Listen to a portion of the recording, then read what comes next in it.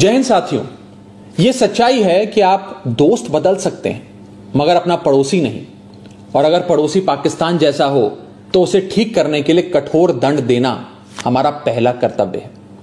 आज भारत सिर्फ पाकिस्तान नहीं बल्कि क्रूरता, बर्बरता और आतंकी मानसिकता के खिलाफ एक जंग लड़ रहा है।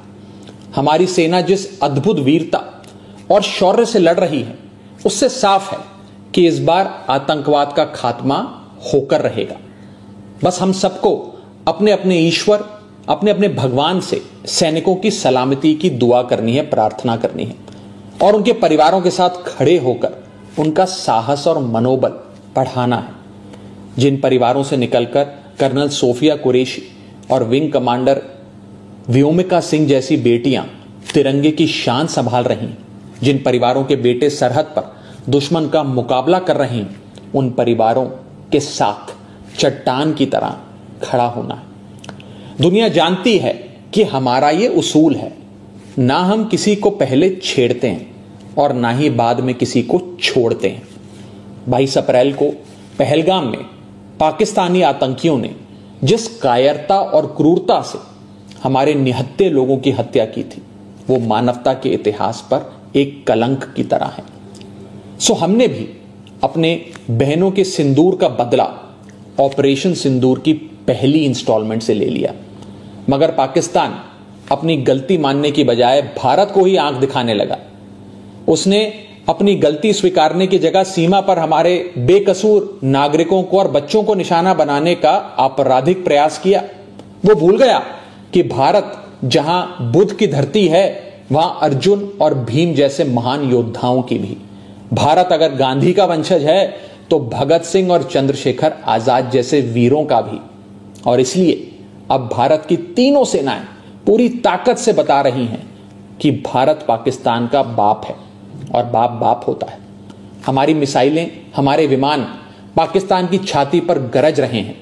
हमारा एयर डिफेंस सिस्टम पाकिस्तान की मिसाइलों और ड्रोन्स को मच्छर की तरह मसलकर मार रहा है। जिन आतंकवादियों ने रहम की भीख मांग रही माताओं के सामने उनके कलेजे के टुकड़े को छीना था, जिन आतंकवादियों ने पुलवामा से लेकर उरी तक हमारे लोगों पर नापाक नजर डाली थी, जिन आतंकवादियों ने 2008 में मुंबई में हमारे सैकड़ों निहत्थों और बेकसूर लोगों की बलि ली थी, जिन आतंकवादियों ने 2001 में हमारे लोकतंत्र के मंदिर इंडियन पार्लियामेंट पर घिनौना हमला किया था, जिन आतंकवादियों ने 1993 में हमारी आर्थिक राजधानी मुंबई को सीरियल ब्लास्ट से दहला दिया था, हमारी सेना उन आतंकवादियों को और उनकी नफरत की मानसिकता को पूरी ताकत से दफनाने में जुटी है। बस हम सबको आपस में एक रहना है। मुसीबत में देश की कमजोरी नहीं बल्कि ताकत बनना है। हम किसी भी धर्म, किसी भी जाति या किसी भी राजनीतिक दल से जुड़े हैं, किसी भी नेता को फॉलो करते हैं, इससे ज्यादा महत्वपूर्ण बात यह है कि हम सब हिंदुस्तानी हैं। We are all Indians. अगर कोई हमारे देश और मातृभूमि की तरफ आंख उठाएगा उसका जवाब हम सब मिलकर देंगे। हमारी आर्मी, नेवी और एयरफोर्स पाकिस्तान को फिर से याद दिला रहे हैं कि ऐसे ही 1971 में उसको धूल चटाई थी, ऐसे ही पाकिस्तान के 90,000 से अधिक सैनिकों को घुटनों पर लाकर भारत ने नया बांग्लादेश बनाया था। ऐसे ही 1984 में सियाचिन में जब भारत के सैनिकों ने पाकिस्तान के कायरों को दौड़ाया था, ऐसे ही 1999 में कारगिल में हमारी सेना ने पाक के सारे नापाक इरादों को मिट्टी में मिलाया था। मगर पाकिस्तान की मेमोरी लगता है कमजोर है, इसलिए समय समय पर याद दिलाना पड़ता है। जो देश 24 घंटे 365 दिन पूरी दुनिया के सामने भीख का कटोरा लेकर खड़ा रहता है, जो देश अपने बच्चों के हिस्से का दूध आतंकियों को पिलाता है, उसका फन कुचलने का इस बार इरादा हर हिंदुस्तानी ने ठान लिया है।